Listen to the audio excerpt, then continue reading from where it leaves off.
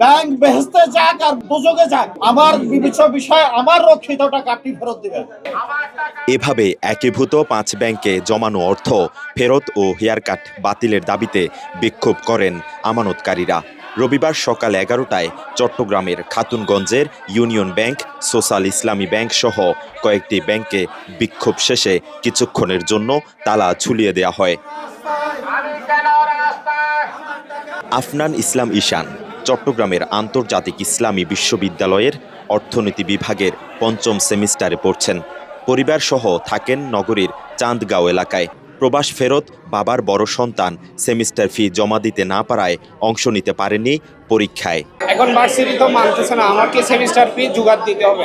এখন ব্যাংকে কি করে, সব সময় আমাদেরকে তাড়িয়ে দেয়। 2000 টাকা চেক দিলে সামান্য ওইটাও বলে নাই ব্যাংকে। একীভূত 5 ব্যাংকের মধ্যে ইউনিয়ন ব্যাংকে জমানো অর্থ উত্তোলন করতে না পারায় চরম বিপাকে আফনান ও তার পুরো পরিবার। আমার ছেলে এটা আইইউসিতে পড়ে, কিন্তু সেশন ফি সেমিস্টার ফি পড়ালেখা বন্ধ করে দিতে হচ্ছে। ব্যাংকের টাকার উপর ডিপেন্ড করে আমাদের পরিবারটা মূলত চলে। আমি সবার বড় ভাই, মানে আমার আরো 2 ভাই আছে, অর্থাৎ সাংসারিক খরচ চলে ব্যাংকের টাকা দিয়ে। বেলা 12টা নাগাদ শুরু হওয়া আমানতকারীদের আন্দোলন সময় যত গড়াচ্ছিল ততই তীব্র হচ্ছিল। এক পর্যায়ে একীভূত একাধিক ব্যাংকের শাখায় শাখায় স্লোগান দিতে থাকেন তারা।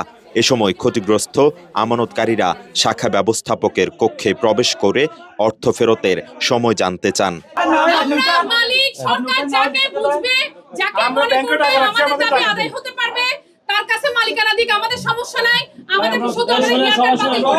আমাদের টাকা আপনারা রাখি দিবেন, এই দায়ভার কে নিবে? আমরা কি এখানে দেশে আসছি?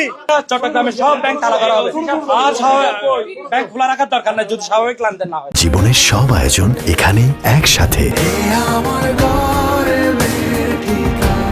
অবশ্য আমানতকারীদের সাথে একাত্মতা প্রকাশ করে শাখা ব্যবস্থাপক বলেন, ব্যাংক পরিচালনা পর্ষদে গ্রাহকের দুর্ভোগের কথা জানানো হয়েছে।